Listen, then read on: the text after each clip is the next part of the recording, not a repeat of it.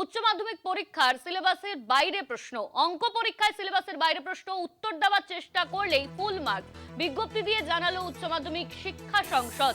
আমাদের সঙ্গে ফোন লাইনে রয়েছেন আমাদের প্রতিনিধি শুভঙ্কর মণ্ডল। শুভঙ্কর, কি জানা যাচ্ছে এই নিয়ে? দেখো, তোমায় জানিয়ে রাখি, আজকে উচ্চ মাধ্যমিক পরীক্ষার অঙ্ক পরীক্ষা ছিল এবং সেই পরীক্ষায় তিনটি প্রশ্ন যথাক্রমে 2-এর বি, 11-র বি এবং 11-র সি।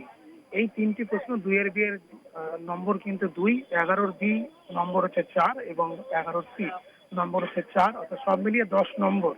এই তিনটি প্রশ্ন সিলেবাসের বাইরে বা পাঠ্যক্রমের বাইরে এসে এমনটাই অভিযোগ পরীক্ষার্থীরা করেছেন। শুধু তাই নয়, শিক্ষকরাও অনেকে জানিয়েছেন যে সিলেবাসের বাইরের প্রশ্ন। এবং এই খবর জানার পর কিন্তু উচ্চ মাধ্যমিক শিক্ষা সংসদের তরফ থেকে সঙ্গে সঙ্গে তড়িঘড়ি সংসদের যারা অঙ্কে এক্সপার্ট রয়েছেন বা বিশেষজ্ঞরা রয়েছেন তাদের সঙ্গে এই প্রশ্নপত্র নিয়ে শিক্ষা সংসদের প্রশ্নপত্র যারা রয়েছেন তারা বসেন এবং এক্সপার্টরা কিন্তু আলোচনা করে দেখেন যে হ্যাঁ, ওই তিনটি প্রশ্ন যথাক্রমে 2-এর বি, 11-র বি এবং 11-র সি, এই তিনটি প্রশ্ন কিন্তু পাঠ্যক্রম বা সিলেবাস বহির্ভূত।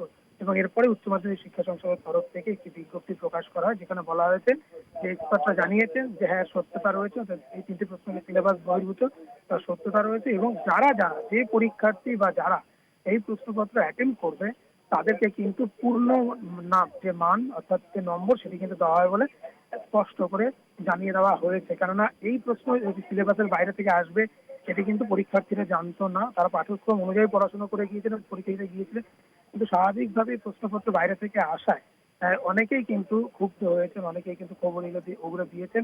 এবং এটি জানার পর কিন্তু উচ্চ মাধ্যমিক শিক্ষা সংসদের তরফ থেকে এক্সপার্টদের সঙ্গে আলোচনা করে পরবর্তীতে এই সিদ্ধান্ত উপনীত তারা হন সংসদ, যে যারা ওই তিনটি প্রশ্ন অ্যাটেম্প করেছে তাদেরকে কিন্তু পূর্ণমান দিয়ে দেওয়া হবে। অনন্য।